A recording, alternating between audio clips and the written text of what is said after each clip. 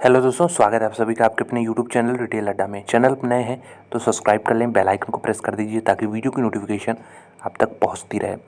तो Aptus value housing finance से related कुछ दिन पहले वीडियो बनाया था और उस समय भाव देखिए 250-255 के आसपास था। तो उसमें बताया था कि ये कंपनी देखिए अच्छी है, इसमें वैल्यूएशन का कंसर्न था, लेकिन अब जितना पहले कंसर्न था उससे 31 के पी पे ये आ चुका था।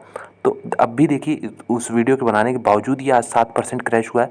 तो देखिए इसका कोई रीज़न नहीं है यहाँ पे क्यों 7% आज क्रैश हुआ है। अभी तक जब मैं ये वीडियो बना रहा हूँ अभी 4:30 के आसपास, तो यहाँ पे कोई न्यूज़ इससे रिलेटेड नहीं है। तो न्यूज़ होगी तो इसको भी कवर कर लेंगे, आगे वीडियो एक शॉर्ट अपडेट दे दूँगा।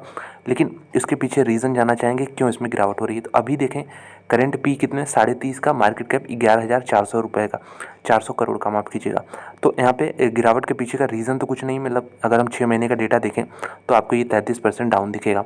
देखिए एक जो रीज़न मार्केट निकाल रहा है वो है कि आप देखेंगे इंटरेस्ट रेट साइकिल जो है बढ़ने वाली है। तो बढ़ने वाली है तो इससे क्या फ़ायदा होगा। देखिए बैंकों को अब लोन जो है आरबीआई से महंगा मिलने वाला है डेफिनेटली।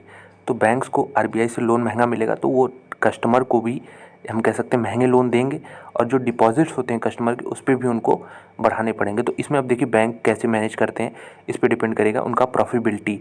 अब मेन दिक्कत आती है बैंकों को, फिर भी ठीक है चलिए, एनबीएफसीज़ के लिए प्रॉब्लम आती है कि एनबीएफसीज़ जो कि काफ़ी हाई रेट पे इंटरेस्ट ऑलरेडी देते थे, क्या वो और ज़्यादा हाई रेट पे इंटरेस्ट दे पाएंगे, क्या कस्टमर यहाँ पे लोन लेंगे इनसे। तो ये सारी चीज़ें मार्केट में अब डाउटफुल हैं, ख़ासतौर पे एनबीएफसीज़ में, हाउसिंग एनबीएफसीज़ और इंफ्रास्ट्रक्चर एनबीएफसीज़ को रिलेटेड लेके। यही एक बड़ा कंसर्न मुझे दिखता है, और ये सिर्फ इंडियन मार्केट्स की बात नहीं कर रहे हैं, यूएस मार्केट्स को इंडियन मार्केट्स आजकल बहुत फॉलो कर रहा है। तो यूएस मार्केट्स में भी यही कंसर्न है। आप देखे होंगे कि जो उनका आप कह सकते हैं मॉर्गेज लेंडिंग रेट है वो भी काफ़ी बढ़ते हुए नज़र आ रहा है, बॉन्ड डील्स बढ़ते नज़र आ रहे हैं। उसका नुकसान कहीं ना कहीं हम कह सकते हैं at least in the short term NBFCs को देखने को मिल रहा है, लेकिन लॉन्ग टर्म में इसका कुछ असर होने वाला नहीं अनलेस आप कुछ ख़राब कंपनी पकड़ते हैं, जो कि एप्टस वैल्यू है नहीं, किसी भी एंगल से ख़राब कंपनी नहीं है। इस ग्रुप की अगर माफ़ कीजिएगा इस सेक्टर की बहुत सारी कंपनियां आपको ख़राब काम करते हुए दिख जाएंगी। ख़राब मतलब इन द सेंस इनका बैलेंस शीट स्ट्रॉन्ग नहीं है, इनके एसेट्स काफ़ी सही नहीं है, मतलब एनपीएस काफ़ी प्रॉब्लम है। तो ये सब चीज़ें आपको इस सेक्टर में देखने को मिलेगी, जो कि एप्टस में ये केस नहीं है। तो कहीं ना कहीं देखिए एप्टस में करेक्शन आया नहीं था टॉप लेवल से, बाकी सारी कंपनियां आप देखेंगे इस सेक्टर की तो करेक्ट हो रही थी, एप्टस में करेक्शन आया नहीं था। अब वो करेक्शन कहीं ना कहीं लेट आ रहा है, लेकिन आ रहा है। तो एप्टस देख सकते हैं 3 महीने में अब 37% डाउन है। इंडिया बुल्स से कंपैरिजन करते हैं चलिए, इंडिया बुल्स हाउसिंग फाइनेंस से, तो ये 35% डाउन है। सबको मालूम है एप्टस अच्छी कंपनी है, यहाँ पे इंडिया बुल्स के फाइनेंशियल उतने स्ट्रांग नहीं है। तो फिर भी देख सकते हैं एप्टस ज़्यादा डाउन है 3 महीने में। थोड़ा जूम करते हैं, 6 महीने का डेटा उठाते हैं तो यहाँ पे इंडिया बुल्स 60% डाउन है, एप्टस यहाँ पे आपका 34% डाउन। एक साल का रिटर्न भी देख लेते हैं तो वही सेम है 34%। तो यही मैक्सिमम होगा। आप देख सकते हैं जब से लिस्टिंग हुई है कंपनी की तो एप्टस यहाँ पे 39% डाउन है अपने लिस्टिंग प्राइस से, और यहाँ पे इंडिया बुल्स काफ़ी ज़्यादा डाउन है। तो इंडिया बुल्स देखिए उसके फाइनेंशियल कुछ अच्छे नहीं है। चलिए सबसे बड़ी एनबीएफसी देश की हाउसिंग एनबीएफसी एचडीएफसी की बात करते हैं। एचडीएफसी 3 महीने में कितना डाउन है, 8% ही डाउन है। चलिए एप्टस तो 37% डाउन है। यहाँ पे 6 महीने की बात कर लेते हैं तो 6 महीने अब आपको कहीं ना कहीं कैचअप देखने को मिल रहा होगा इन दोनों के बीच में। 22% डाउन है एचडीएफसी और यहाँ पे 34% डाउन है आपका एप्टस हाउसिंग फाइनेंस। तो अब कहीं ना कहीं एक लार्ज कैप कंपनी, बहुत बड़ी कंपनी है एचडीएफसी, और एक हम कह सकते हैं मिड कैप में भी स्मॉलर साइज़ की कंपनी है ये एप्टस। तो डेफिनेटली उस हिसाब से यहाँ पे ज़्यादा गिरावट हुई है, लेकिन ऐसा नहीं कुछ नई चीज़ है। आप मार्केट लीडर को देखिए 22% डाउन है, इसमें कोई बड़ी बात है नहीं। एक साल में भी यही रिटर्न है, मैक्सिमम देखने का कोई फ़ायदा है नहीं, क्योंकि यहाँ पे दोनों का अच्छा, जब से यहाँ पे एप्टस का लिस्टिंग हुआ है तब से भी देख सकते हैं 24% ये डाउन है, ये 39% डाउन है। तो कुछ बहुत लोग देखें यहाँ पे 14-15% का अंतर है, लेकिन वो इसलिए अंतर है क्योंकि साइज़ के हिसाब से। ये बताइए अगर कंपैरिजन ही करना है तो ये ऐसा कंपैरिजन तो सही होगा नहीं। मैं कंपैरिजन करने का मतलब सिर्फ बता रहा हूँ, एक ही सेक्टर की कंपनियाँ हैं। पहले मैंने इससे छोटी कंपनी इंडिया बुल्स से कंपैरिजन किया तो इंडिया बुल्स ज़्यादा डाउन थी। फिर बहुत बड़ी कंपनी, सबसे बड़ी कंपनी यहाँ पे 3,82,000 करोड़ का मार्केट कैप, इसका मात्र 11,000 करोड़ का है। तो इतने में तो एचडीएफसी में कितने सारे एप्टस आ जाएंगे। फिर भी आप देख रहे हैं ना एचडीएफसी 24% डाउन है। तो कोई रीज़न ढूंढने का मतलब ज़बरदस्ती रीज़न नहीं ढूंढना चाहिए। अक्रॉस द सेक्टर ये पिटाई चल रही है।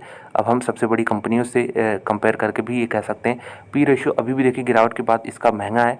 क्योंकि एक ग्रोइंग कंपनी HDFC काफ़ी बड़ी हो चुकी है, ग्रोथ उतना नहीं है जितना एप्टस में है, तो एप्टस डेफिनेटली एक अच्छा परफॉर्म कर सकता है लॉन्ग टर्म के नज़रिए से। तो हम लोग ने एक बहुत छोटी कंपनी इंडिया बुल्स से कंपैरिजन कर ली और सबसे बड़ी कंपनी यहाँ पे उससे बड़ी कुछ हो नहीं सकती HDFC से कंपैरिजन कर लिया, तो हमें पता चल रहा है अक्रॉस द सेक्टर यहाँ पे पिटाई हो रही है। चलिए इसके साइज से रिलेटेड ही एक company LIC housing finance company, इसका मार्केट कैप 17,000 करोड़ के आसपास है। स्टॉक का पी देख सकते हैं काफ़ी सस्ता है। चलिए इससे कंपैरिजन कर लेते हैं। 3 महीने में देखेंगे तो आपका LIC कम डाउन है। 3 महीने में ही लोगों को यहाँ पे प्रॉब्लम हो रही है। ये मैं बार बार बता रहा हूँ, एप्टस कैचअप कर रहा है। कैचअप मतलब जो इसमें गिरावट नहीं हुई थी उसको कहीं ना कहीं ये लेट गिरावट यहाँ पे दे रहा है।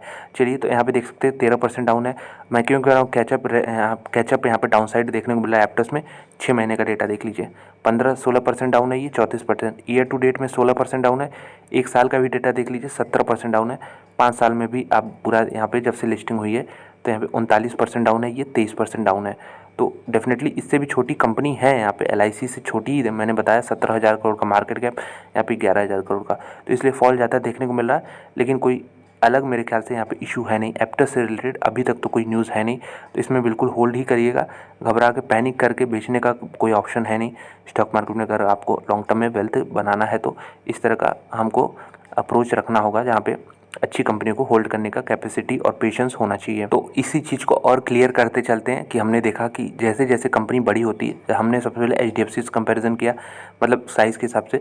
उसके बाद LIC हाउसिंग फाइनेंस की बात हो गई, और यहाँ पे अगर बात कर लें इंडिया बुल्स की बात हो गई।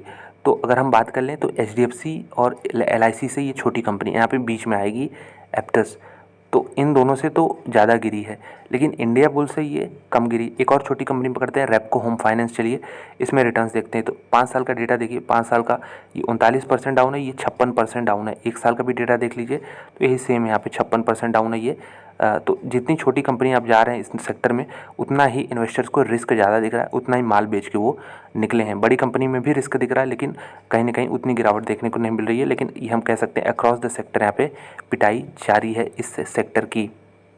तो एक और कंपनी है यहाँ पे कैनफिन होम्स, यहाँ पे देख सकते हैं 24-25% की गिरावट यहाँ भी देखने को मिली। 6 महीने का डेटा आपके सामने रखा हुआ है। तो अभी तक तो देखिए, तो अपडेट करूँगा, अभी तक कोई न्यूज़ नहीं है इतनी बड़ी फॉल के पीछे। हालांकि कोई न्यूज़ तो होना चाहिए, लेकिन मैंने सर्च किया, कुछ भी न्यूज़ यहाँ पे एप्टस से रिलेटेड तो नहीं मिल रहा है। तो चलिए दोस्तों, यही बताना था इस वीडियो में कि HDFC में गिरावट है 6 महीने में। अब एप्टस देखिए 6 महीने में गिरा नहीं था, तो ये 1 महीने में इतना गिर रहा है। तो ये चीज़ आपको समझना होगा, मार्केट कभी इस प्रकार से भी इरेशनल हो जाता है। ये चीज़ें आपको समझनी होंगी।